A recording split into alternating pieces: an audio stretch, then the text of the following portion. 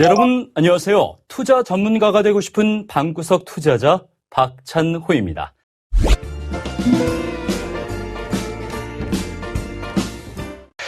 우리는 왜 투자를 해야 하고 그 어려운 투자에 대해서 공부해야 할까요?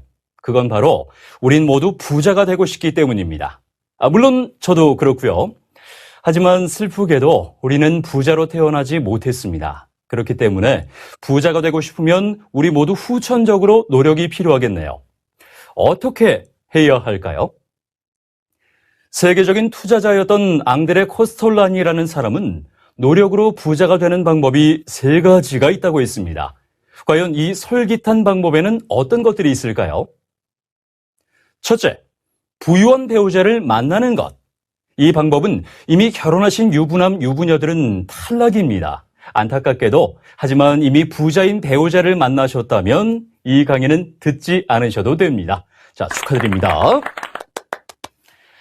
미혼이라면 한번 도전해 볼 만하겠지만 사랑과 돈이 동시에 해결될 확률은 로또 당첨 확률만큼이나 어려울 것 같네요. 둘째, 사업에 성공하는 것.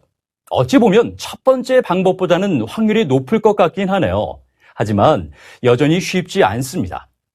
한국무역협회 조사에 따르면 국내 창업기업의 3년 후 생존율이 41%에 불과하고 10년 이상 사업을 지속하는 사업자는 겨우 8%입니다. 엄청난 수치네요.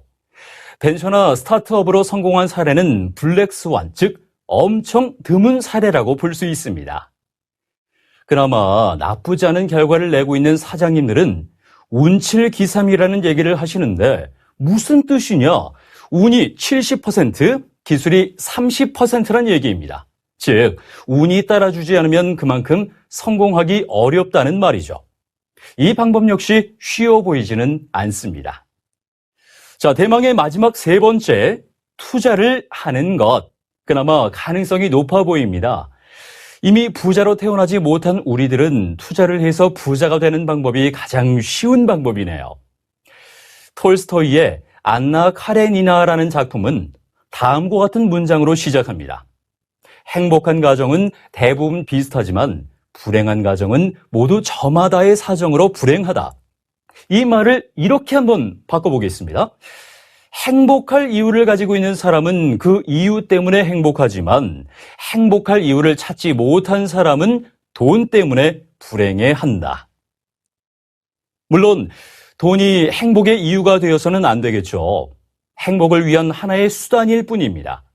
하지만 현대사회에서 돈을 벌지 않을 수는 없습니다. 회사의 월급만으로는 부족합니다. 그럼 지금부터 돈을 벌기 위한 행동, 투자에 대해 얘기해 보도록 하겠습니다.